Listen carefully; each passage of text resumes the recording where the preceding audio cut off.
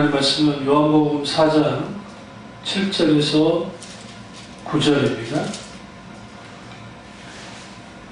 요한복음 4장 7절에서 9절입니다. 사마리아 여자 한 사람이 물을 기르러 왔음에 예수께서 물을 좀 달라 하시니 이는 제자들이 먹을 것을 사러 그 동네에 들어갔음이로라. 사마리아 여자가 이르되 당신은 유대인으로서 어찌하여 사마리아 여자인 나에게 물을 달라 하나이까 하니 이는 유대인이 사마리아인과 상종하지 아니함이로라. 아멘. 말씀 제목은 죽은 신앙이 아니라 살아있는 신앙이 되려면 이라는 말씀입니다. 죽은 신앙이 아니라 살아있는 신앙이 되려면이라는 말씀입니다. 우리가 죽은 신앙, 살아있는 신앙 그것을 알 수 있는 기준은 열매입니다. 어떤 열매를 맺느냐라는 거죠. 아무리 화려한 종교적인 모습을 갖고 있다 할지라도 그 열매가 없으면 그 신앙은 죽은 신앙입니다. 오늘 예수님 당시 사마리아인과 유대인들의 그 관계는 이방인과 유대인의 관계보다 더 정말 안 좋은 관계였습니다. 그러니까 이방인들을 유대인들이 사랑 취급하지 않았지만 그러나 이방인들보다 더 취급하지 않았던 사람들이 사마리아 사람입니다. 그들은 부정한 사람 취급을 했죠. 근데 중요한 것은 이 사마리아 여인이에요. 더더군다나 정통파 유대인들로 입장에서 봤을 때 더더군다나 정오에 물을 기르러 오는 이 여자 정상적인 여자는 아니거든요. 그러니까 당연히 정죄와 멸시를 받는 대상입니다. 이런 상황에서 예수님이 먼저 물을 달라고 말을 걸으셨어요. 근데 사실 우리가 이 대화 나눔이 왜 이게 이제 우리는 그냥 현재를 살고 있으니까 뭐 별문제 아니겠지라고 생각하지만 예수님 당시 그 사마리아 여자와 남자도 아니고 더더군다나 사마리아 사람들과 대화도 하지 않아요. 그런데 더더군다나 이 여자와 또 예수님이 어째 유대인으로 오셨으니까 유대인이었기 때문에 유대인 남자와 이렇게 대화를 나눈다는 것은 불가능한 일이었습니다.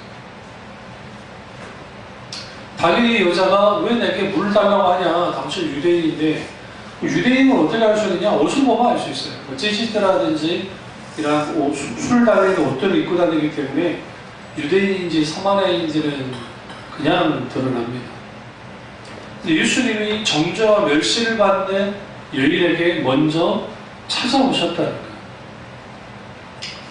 여기서 재밌는 게 뭐냐면 이 사마리아 여인도 그렇고 사마리아 지역의 종교 지도자들도 그렇고 예수님 당시 유대인들도 그렇고 예수님 당시 종교 지도자들도 그렇고 그들 모두가 죽은 신앙을 탐닉했다는 거예요. 그럼 어떻게 할 수 있느냐? 예배를 드릴 때 장소가 아주 중요한 거야. 예루살렘이 중요한 거죠. 지금도 장소 때문에 싸우죠. 예루살렘 어쩌고. 근데 여러분 그게 구약에 묶여있는 신앙이에요.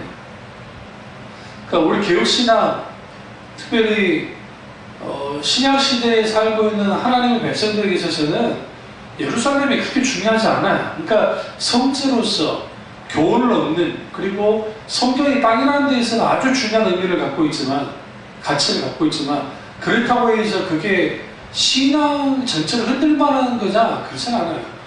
그런 신앙을 세대주의자들이 제법 요렇기 때문에 세대주의 영향을 받은 사람들은 지금 소위 성지라고 하는 그 땅이 아주 중요한 거예요.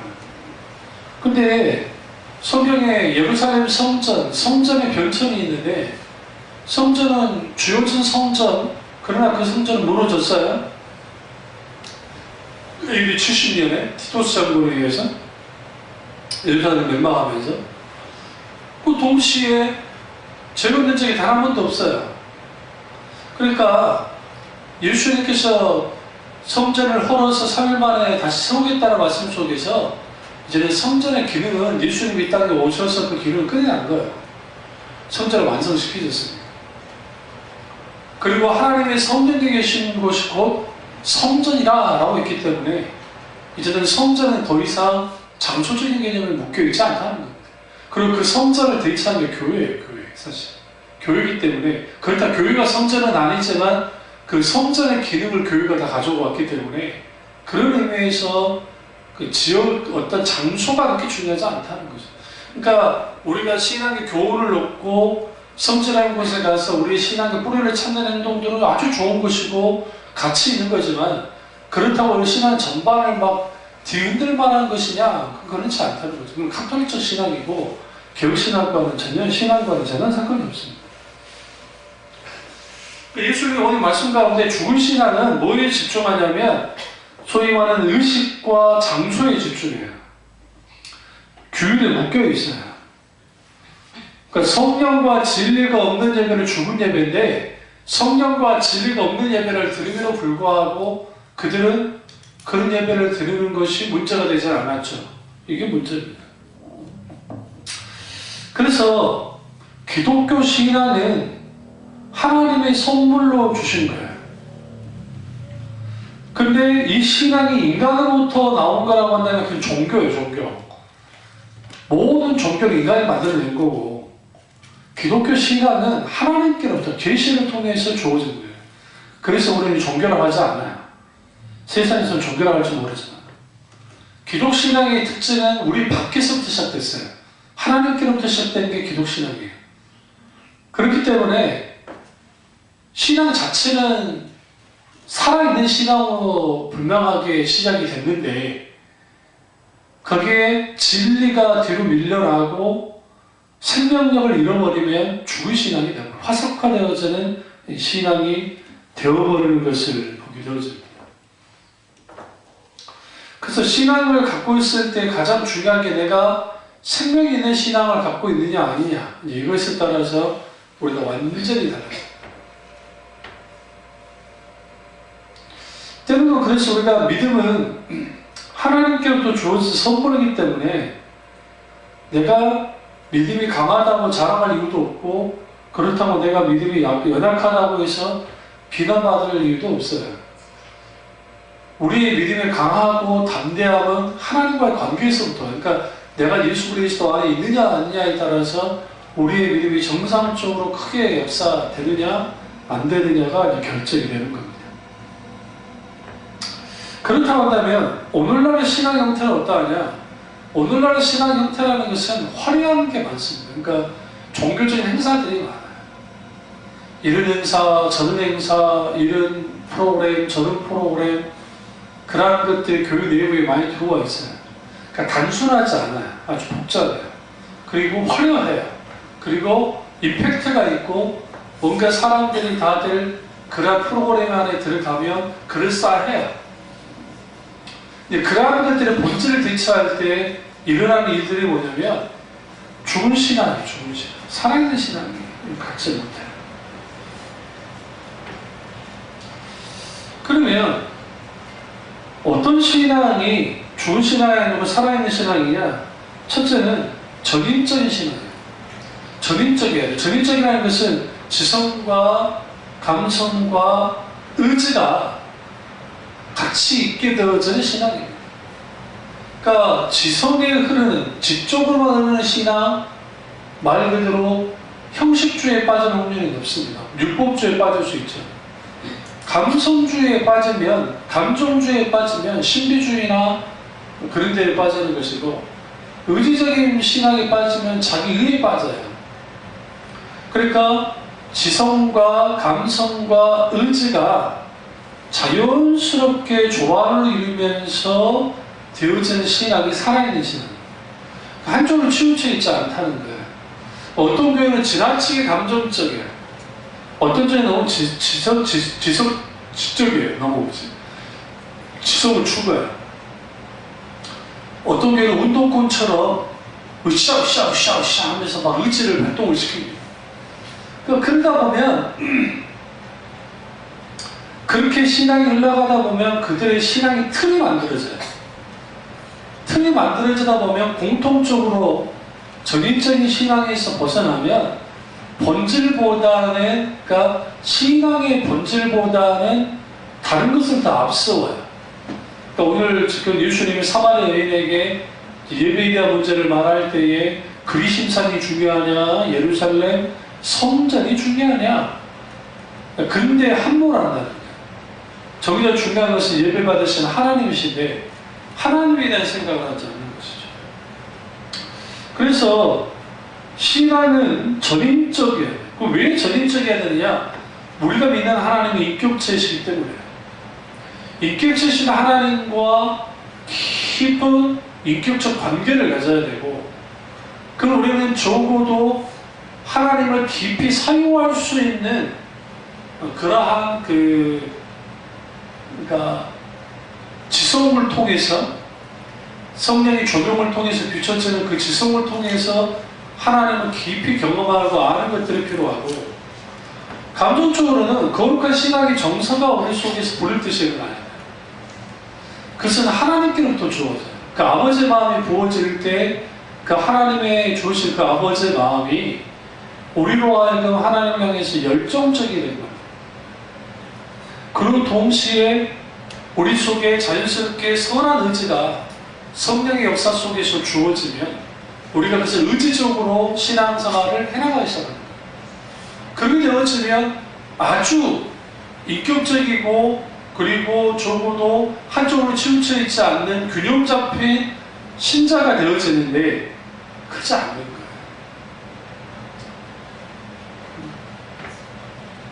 그게 문제죠. 요한복음 11장 24절에 보면 한번 가보실래요? 요한복음 11장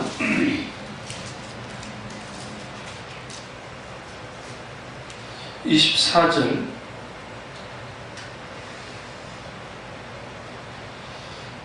마르다가 이르되 마지막 날 부활 때에는 다시 살아날 줄을 내가 아나이다 라고 하면서 내 오라비가 다시 살아날 거다라는 말씀에 대한 반응을 합니다. 이게 우리의 모습이에요. 우리들의 모습. 그러니까 무슨 말이냐면, 우리는 적어도 하나님이 살아계시다는 것을 알아요. 부활도 믿어요. 근데 지금 예수님께서 그녀에게 말한 것은 지금 당장 살려주겠다는 말씀이에요. 그럼 반응은 다시 살아날 줄 믿습니다. 부활 때 살아날 줄 믿습니다 라고 반응하는 겁니다. 이게 뭐냐? 지식이 치우친 믿음의 형태예요. 교리로 알아요. 잘 알아요. 그러니까 그 부활 때에 예수님 살아날 줄 믿습니다. 자신의 삶까지 구체적으로 적용되어지는 믿음을 갖지 못했다는 거예요. 누가? 마르다가. 그러니까 예수님의 초월적인 능력을 믿었어요? 안 믿었어요? 믿었어요. 예수님이 이곳에 오셨으면 죽을 병에 걸렸던 내 오라버지가 살아날 것을 내가 믿습니다. 알고 있었습니다. 늦으셨군요. 문제는 뭐냐면 그 오라버지가 죽었잖아요. 죽은 지 4일이 지났잖아요. 이제는 모든 손이 떠났다고 생각한 거예요. 여러 의사의 손도 떠났고, 그리고 예수님이라 할지라도 다시 살릴 수 없다는 것을 그들은 확신한 거예요. 그러니까 우리가 신앙과 불신앙의 차이를 우리가 딱 볼 때 이게 아주 막 큰 차이가 날 것 같지만 종이 한 장 차이인 거예요. 지금 마르다가 믿음이 없다고 할 수 없죠. 왜냐하면 부활의 믿음을 갖고 있는 사람이고 정말 하나님이다, 예수 그리스도를 신뢰했던 사람인데, 그런데 자기의 상식과 자기가 알고 있는 신앙 지식으로 주님을 제한시켰다는 거예요. 그러니까 우리가 신앙생활 하다 보면 자칫자보다 하나님을 제한시킬 때가 있어요. 우리의 상식으로, 우리의 지식으로. 그러니까 살아있는 신앙을 갖지 못하는 가장 큰 번째는 전인적으로 주님을 따르지 못하는 건데, 믿지 않는 건데, 그 전인적이라는 것은 결국은 인격체신 하나님을 알면 내가 아는 만큼 믿을 수 있고, 믿은 만큼 주님을 사랑할 수 있고, 아는 만큼 사랑할 수 있고, 그리고 내가 사랑하는 만큼 주님을 신뢰하고 확신할 텐데, 근데 그것이 막상 그게 내 문제로 다가왔을 때, 내 문제가 됐을 때에 우리는 뭐 하느냐? 안 되는 거야. 제한시키는 거야. 마르다가 누굽니까? 어느 누구보다 예수님 당시 누구보다 예수님을 사랑했던 사람 중에 한 명이에요. 마르다가 누굽니까? 예수님이 속 이야기를 할 만큼 가까웠던 사람이었어요. 그분이, 그러니까 마르다는 자기 지식으로 그분의 신적인 능력과 권위를 인정했어요. 근데 그게 지금 당장 그 능력으로 자기가 자기의 이성과 지식을 뛰어넘을 만큼의 놀라운 하나님의 역사가 나타날 수 있을 거라고 생각지 않았다는 거죠. 이게 마르다가 갖고 있는 신앙의 한계였고, 이게 우리의 한계일 수 있습니다. 해가 안 되더라. 이렇게도 안 되더라는 거죠. 우리도 역시 마르다처럼 그리스도에 관해서 지식적으로, 교리적으로, 체계적으로 알고 있어요. 근데 막상 내가 현실 문제에 부딪히면 우리의 신앙이 드러나지 못할 때가 있죠. 그냥 한계, 그러니까 지식의 한계, 상식선에서 한계에 머물러 버릴 때가 있습니다. 이것을 오늘 예수님께서 마르다를 통해서 죽은 신앙이 어떠하냐를 분명하게 보여주고 있습니다. 11장 25절에서 27절을 보면 예수께서 이르시되 나는 부활이요 생명이니 나를 믿는 자는 죽어도 살겠고 오늘 살아서 나를 믿는 자는 영원히 죽지 아니하리니 이것을 내가 믿느냐 이르되 주여 그러하오이다 주는 그리스도시요 세상에 오시는 하나님의 아들인 줄 내가 믿나이다. 이게 아주 중요해요. 여기서 용법이 에고에임이라고 하는 그 헬라어를 사용하셨는데 나는 뭐뭐이다 라는 표현, 나는 부활이다, 나는 생명이다 라고 주님 말씀하세요. 예수 그리스도 그분의 자신의 정체를 드러내셨어요. 이게 뭐와 관계있다 했죠? 구약의 출애굽기 3장 16절에 나는 나다라고 하는 그 말씀과 관계가 있다 했잖아요. 예수 그리스도가 하나님이신 것을 드러내고 계세요. 그랬을 때에 나는 부활이요 생명이다 라고 말씀하시고 동시에 나를 믿는 자는 비록 죽는다 할지라도 반드시 부활해야 될 것과 영생을 누리며 다시 살게 될 것을 주님이 말씀하셨어요. 분명한 것은 우리 모두는 죽습니다. 언젠가는. 그런데 영원히 살리신다는 말씀 분명히 하셨어요. 그런데 주님이 마지막 날 때에 살리시는 거 그걸 믿는 신앙도 요구하시지만 지금 당장 누구를 살릴 거? 나사로를 살릴 것에 대한 믿음을 주님이 확인하고 싶어 하셨다는 거예요. 그래서 이제 주님이 40절에 보면 예수께서 이르시되 내 말이 내가 믿으며 하나님의 영광을 보리라 하지 아니하였느냐 하시니라고 합니다. 계속 주님이 내가 믿나이다 27절에 그렇게 말하자 마리아가 말했죠. 그 다음에 이제 마리아를 만납니다. 눈물을 흘립니다. 속으로 비통이 여기셨습니다. 그러다 이제 예수께서 돌을 옮겨 놓으라 하니까 39절에 예수님이 믿음의 구투적인 행동을 하시는 거예요. 그러니까 저 썩은 데가 납니다. 그 열어서 뭐 할 겁니까? 그때 예수님이 믿으면 하나님의 영광을 보리라 하지 않냐? 라고 오늘 말씀하셨어요. 그리고 43절에 나사로야 나오라 부르자 다시 살아나서 나오게 됩니다. 그러니까 이것을 통해서 우리는 뭘 할 수 있냐면 우리가 하나님을 보는 시선과 하나님 일을 하실 때의 일들이 다를 수 있다는 거예요. 마르다가 기대한 건 뭘까요? 이전에 다 끝난 거니까 그래도 부활한다는 말씀 하나가 위로되니까 마지막 때 부활하는 걸로 족합니다. 근데 주님은 그게 아니라는 거죠. 이때를 위한 거 아닙니까? 아버지 영광을 드러내기 위해서 나사로를 주님이 살리시는 거예요. 여기서 우리가 한 가지 알 수 있는 게 뭐냐면 관념적으로 주님을 믿는 신앙, 아는 신앙이 얼마나 위험한지 알 수 있어요. 관념이라는 건 뭐냐면 내 생각 속에서 모든 신앙의 모든 것들을 다 해버립니다. 그러니까 내 생각에만 있는 거예요. 실제로 삶을 구체적으로 드러나는 신앙이 아니고, 그럴 것이다, 그런 분이야, 그러겠지, 그 정도로 신앙이 머물러 버리니까 신앙이 자라나지 않아요. 그러니까 관념적으로 하니까, 머리로 다 하니까 자기가 지식적으로 하고 있으면 신앙생활을 다 그대로 하고 있다고 착각하는 거예요. 실제 그것이 순종함 또는 열매가 나타나야 돼요, 불구하고. 그래서 우리가 죽은 신앙에서 살아있는 신앙으로 바뀌기 위해서는 전인적인 신앙을 첫 번째로 가져야 되고, 두 번째는 보는 신앙을 가져야 됩니다. 요한복음 20장 가보시면, 20장 24절부터 보면 이제 도마가 나오는데, 29절 보세요. 예수께서 이르시되 너는 나를 본고로 믿느냐, 보지 못하고 믿는 자들은 복되도다 하시니라.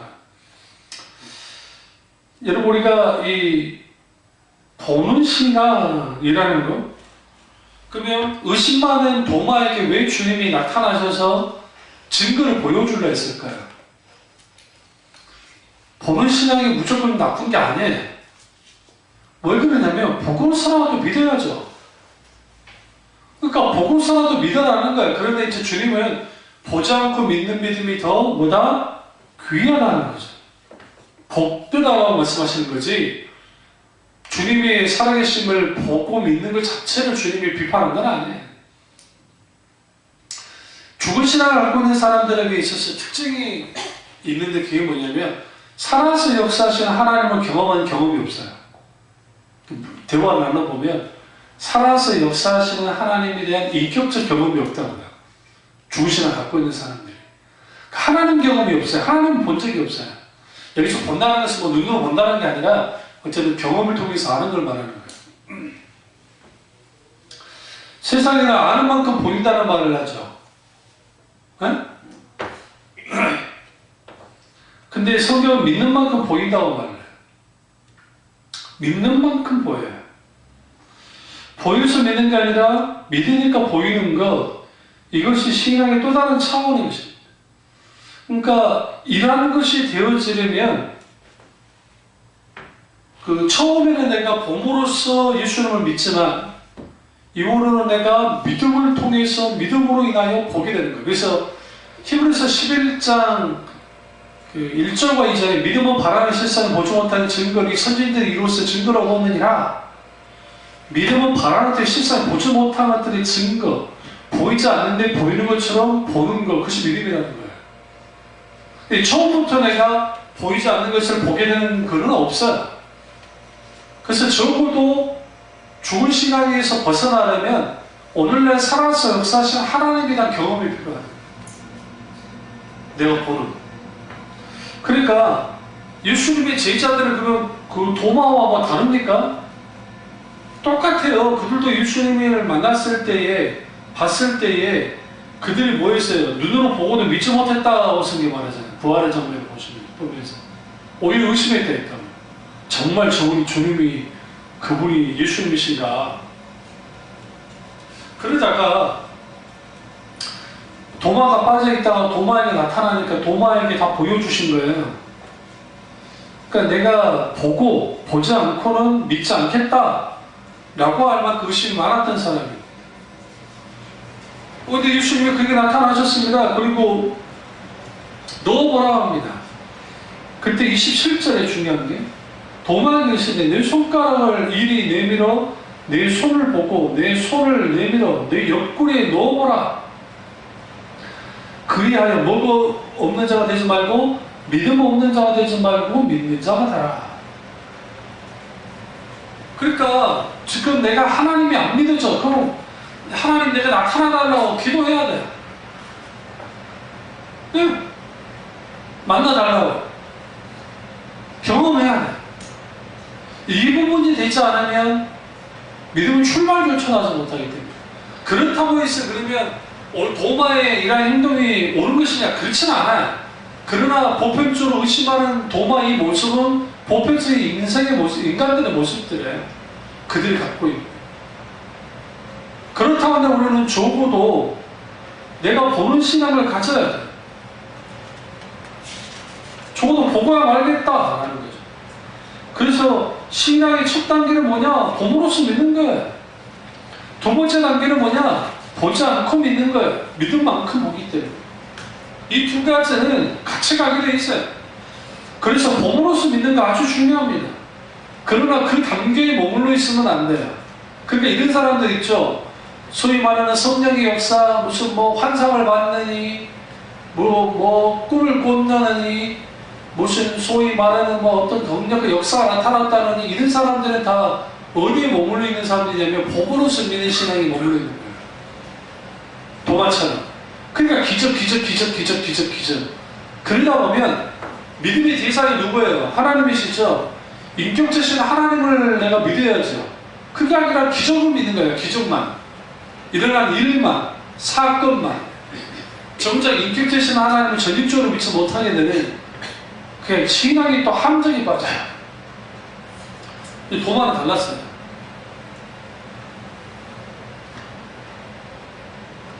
(28절을) 보시면 도마가 위대한 고백을 합니다. 도마가 대답하여 이르되 나의 주님이시요 나의 누구다? 하나님이시니이다. 예수 이름을 향해서 하나님이라고 하는 인물은 도마 외에는 없어요. 그러니까 예수 이름은 나의 주님이십니다. 그렇게 표현한 그런 신앙을 했던 사람들이 있지만 대놓고 예수 이름은 하나님이십니다. 그것도 누구의 하나님? 나의 하나님. 그걸 물어보죠. 도마가 보고 믿었습니까? 보지 않고 믿었습니까? 보고 믿었어요. 너는 나를 보고 믿느냐? 보지 못하고 믿는 자들은 복되도다 하시니라.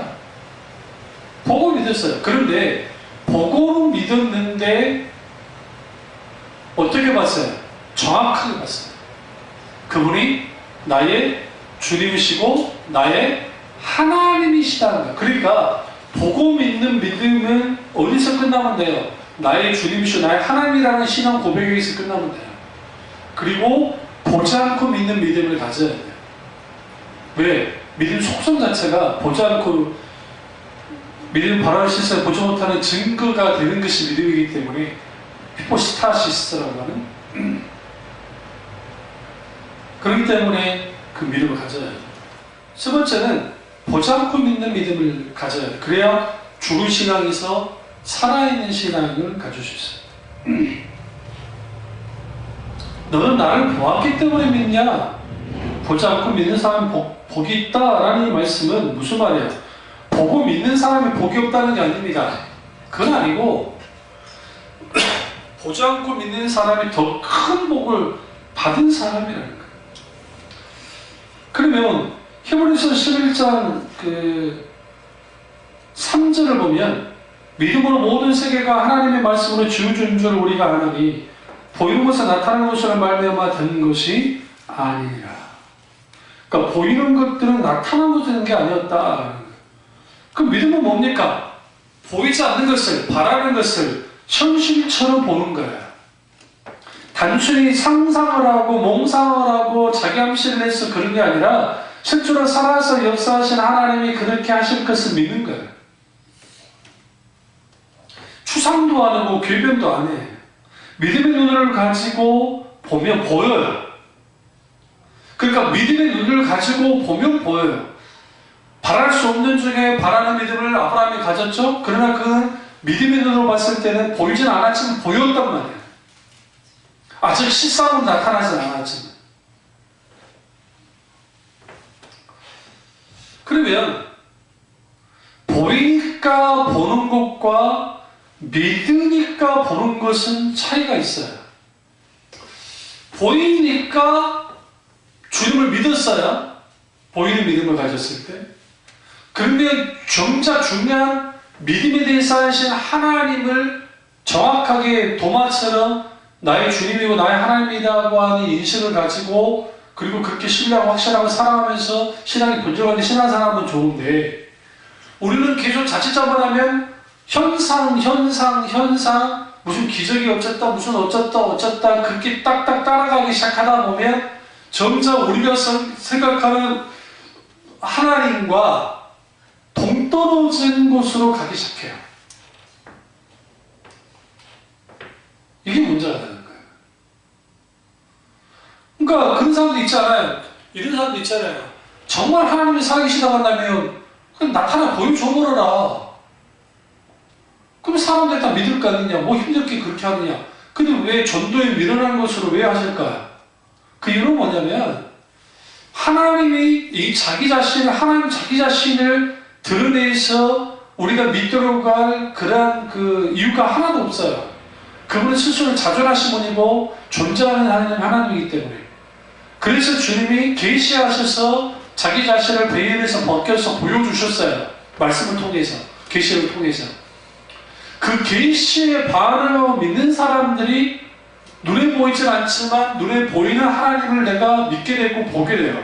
그러니까 보이는 것을 보는 사람과 믿음을 통해서 보는 사람의 차이는 어떻게 되냐면 보이는 것을 보는 사람이 현상만을 보다 보니 그러니까 이단들이나 은사주의자들만 보여주는 거예요. 그 사람들 보이니까 막 열광을 하고 할렐루야 아멘 여기에만 하나님 기적이 있어. 예전에 그 학부 동기가 할렐루야 그 아버지가 목사님이신데 할렐루야 그때 이제 2단 시비가 있을 때인데 아직 2단이라고 정죄하진 않았고 그러니까 그게 잘못되지 않았다는 거예요. 하면서 나한테 하는 말이 뭐라고 하냐면 거기 생수 마셔봤냐? 그 생수 먹고 병 나았다는 사람이 굉장히 많다. 뭐 자기 아버지가 그럴 때도 뭐 위궤양이 있었는데 그걸 마시고 뭐 고침받았다는? 그러니까 때가 그랬죠. 도대체 성경에 그런 식의 신앙이 어디냐는 거예요. 무슨 카톨릭도 아니고 어떠한 그 물이나 그런 신성한 물이 따로 있다? 아주 넌센스예요.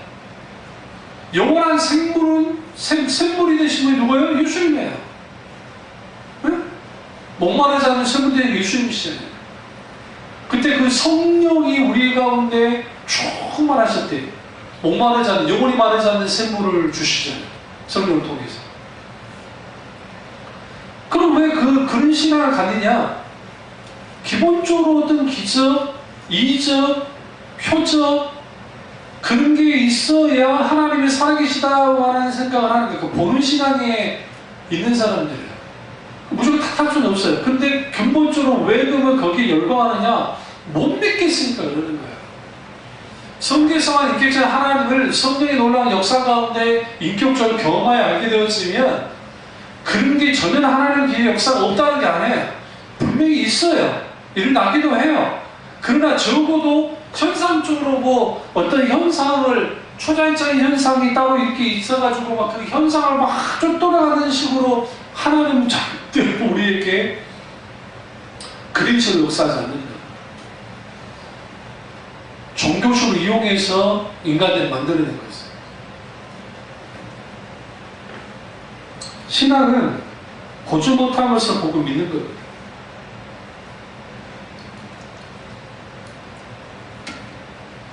그러면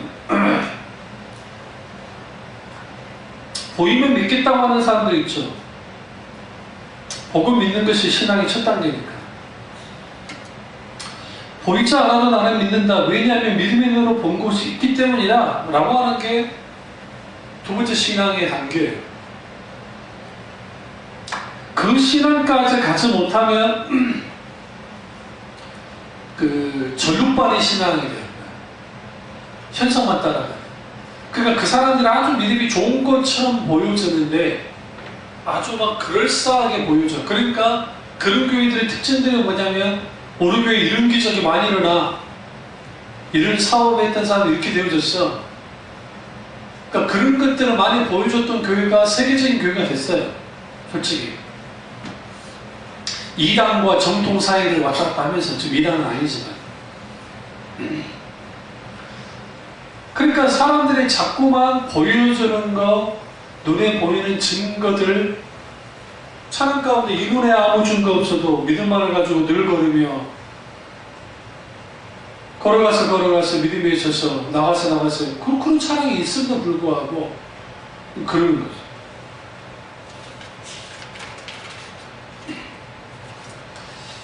우리가 하나님을 보지 못하죠. 여기시기 때문에. 그냥 그분의 실존을 믿습니다. 우리 2000년 전에 이 땅에 오신 예수님을 본 적은 없어요. 눈으로. 그러나 그분의 하나님의 아들이신 것을 믿습니다. 누구를 통해서? 성령의 조명을 통해서 믿어요. 믿음의 선조들의 공통적인 특징들이 뭐냐면 그들은 하나님 언약의 약속이 보이지 않았지만 그것을 보이는 것으로 믿음의 눈으로 봤을 때 보였고 그것을 믿었던 거예요. 때로는 연약하기 때문에 의심하기도 하고 때로는 절망하고 낙심하기도 하고 끊임없이 고민도 했죠. 그럼에도 불구하고 그들은 뭐 했느냐? 언약에 대한 확신과 그 믿음의 길을 가는 과정 속에서 흔들림을 경험하기도 하지만 때로는 하나님의 놀라우신 조명과 놀라우신 은혜 가운데서 누구보다 더 강한 확신을 갖게 됩니다. 그럼 왜 주님이 보이는 믿음이 아니라 보이지 않는 믿음을 강조를 하셨을까? 결국은 보이지 않는 하나님을 믿는 길은 결국 보이지 않는 분을 믿어야 되잖아요. 그러면 믿음의 눈으로 보이지 않는 하나님을 보이는 하나님을 믿는 그 믿음이 필요한 거예요. 세상 종교는 다 보세요. 신들이 다 보이죠. 놀라운 게 인간이 그거 저 불상 어마어마하게 큰 거 인간이 만든 걸 알아요. 알아요. 인간 기술자들이 만든 거 아니에요, 그거. 근데 그게 막 부처님이라고 자기들의 신이라고 빌어요. 이런 말을 하더라고요. 불상을 만드시는 분들이 거기에 공덕을 쌓는다, 공덕. 그러니까 하나하나 거기에 불심을 집어넣어가지고 그걸 만든다는 거예요. 그러니까 그 자체가 신성화된다는 거죠. 신성화되기 때문에 그리고 거기에서 영원을 하게 되면 거기에 더 가치 있는 거. 그럼 그거나 토테미즘이나 애니미즘이나 뭐가 달라요? 토테미즘과 애니미즘이 소위 말하는 더 발전되어진 게 고등 종교지. 그러니까 형상화시키는 거야. 이상하게도 모든 인간들은 형상화돼야 돼. 그러니까 카톨릭에도 신이 형상화돼야 돼. 우리 생각에 그 앞에 잘하는 게 이해가 안 되잖아요. 오늘 보이지 않는 하나님을 직접 믿는데 그 왜? 눈으로 봐야 믿는 거야. 이게 종교심을 강력하게 끌고 나갑니다. 그러니까 하나님 그분을 우상을 만들지 말라고 말씀하셨던 이유는 하나님은 어떤 우상과 어떠한 그 물건으로, 그러니까 어떤 뭐 조각으로도 하나님을 표현할 수가 없어요. 성령의 조명을 통해서 아는 길 외에는 주님을 알 길이 없기 때문이죠. 그래서 우리가 이 박제화된 신앙을 깨뜨려야 되는데 왜 사람들이 박제화된 신앙을 갖게 되느냐? 신앙생활을 오래 하다 보면 자기도 모르게 신앙이 틀이 만들어져요. 그게 장점도 있고 단점도 있어요. 장점은 웬만한 사람들이 잘 안 하죠. 단점은 그 고정화된 틀이 신앙의 전부인 것처럼 만들어내요. 그러니까 여러분의 친구들 중에 교회를 잘 다니긴 하는데 저 친구가 인격되신 하나님과 깊은 교제를 나누고 그리고 하나님에 대하여 입술에 고백이 나오는 것들을 그걸 보지 못하고 그 주로 이야기하는 것이 교회 생활 이야기들. 그러니까 교회에서 이렇게 저렇게 했고 이런 활동하고 저런 활동하고 이런 모임이 있고 저런 모임이 있었고 뭐 어떻게 저쩌고 그 정도. 그러니까 신앙을 지탱해주는 틀들은 만들어져요. 이게 이제 이단도 그렇고 일반 종교를 가진 사람도 다 똑같아요. 근데 정작 생명이 있냐는 거야. 그들 속에 생명 있는 신앙을 갖고 있느냐? 그렇지 못하다는 거죠.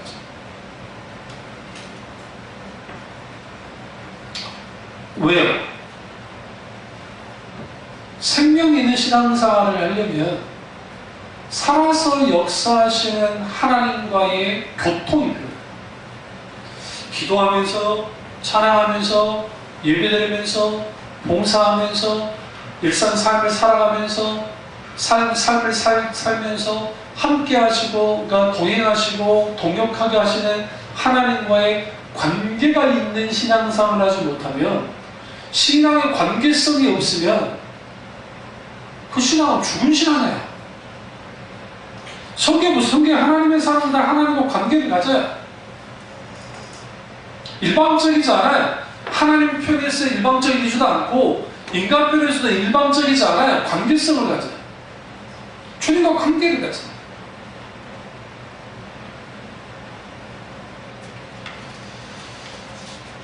제가 다음 주 정도에 신앙의 현실성에 대한 것을 한번 제가 이걸 다뤄줄 텐데, 이 신앙의 현실성이 분명하게 있어요. 왜 내가 예수를 믿고 왜 내가 교회를 다녀야 되는지에 대한 이해가 있냐고요. 내가 지금 믿고 있는 신앙생활이 내 현실과 얼마만큼 일정한 관계를 갖고 있습니까?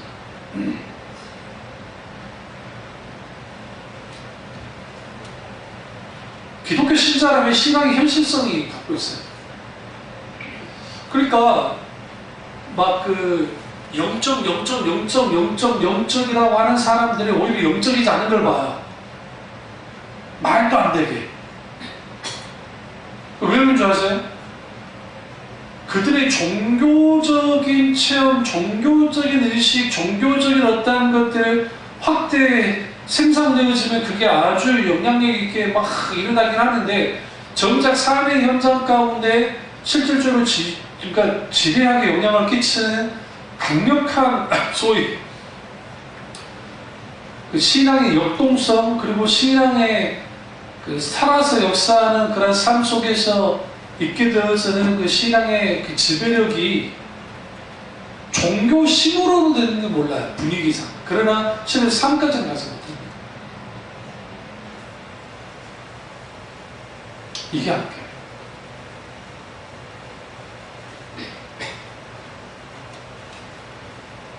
그러니까 예배 드릴 때 예배 드리는 것이 좀 그럴싸하고 괜찮은 거예요. 이게 문제죠.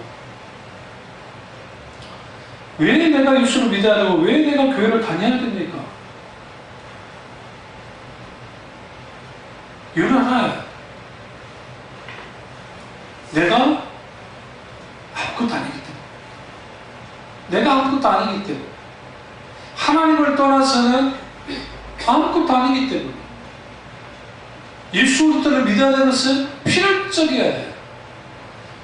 모든 불신자도 마찬가지고 예수를 왜 믿어야 되냐? 필연적이기 때문에. 근데 그것을 부인하니까, 그걸 믿지 않으니까 사람들이 안 믿는 거예요. 그러면 그 사람이 정말 예수 그리스도를 믿는 사람이 아니라 내가 예수 그리스도를 떠나서는 조금 더 살 수 없는 존재라는 그런 인식을 하고 실제로 그러해야 돼요.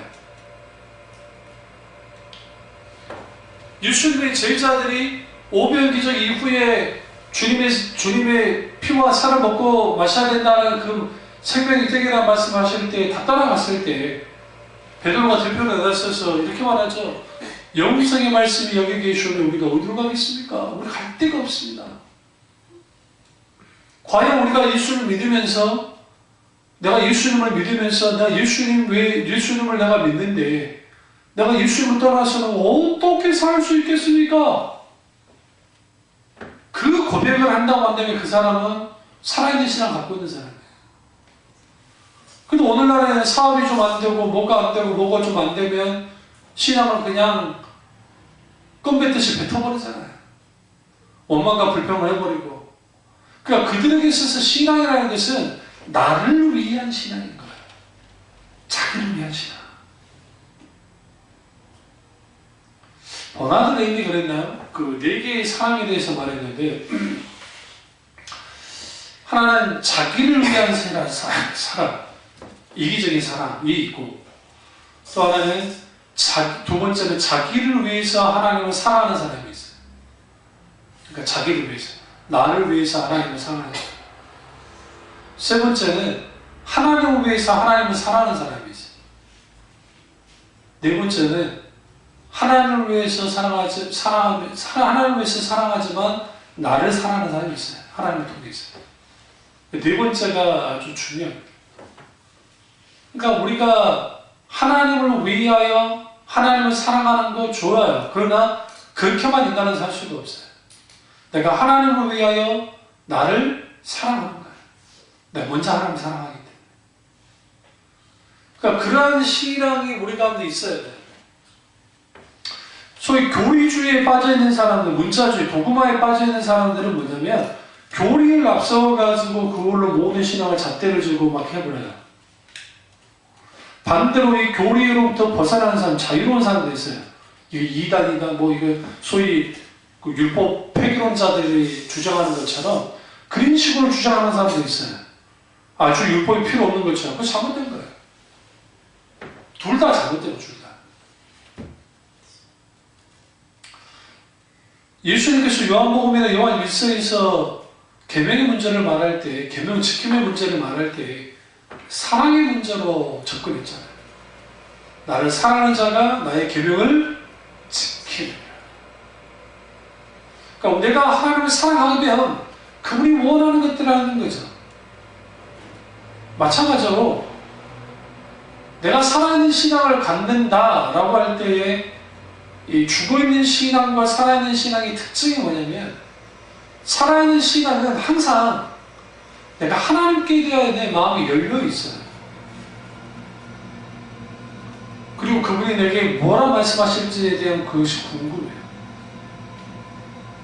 그리고 주님이 나를 떠나시면 나는 존재할 수 없기 때문에 그렇다 불안해하면서 주님이 나를 떠나면 어쩌지 그런 건 아니고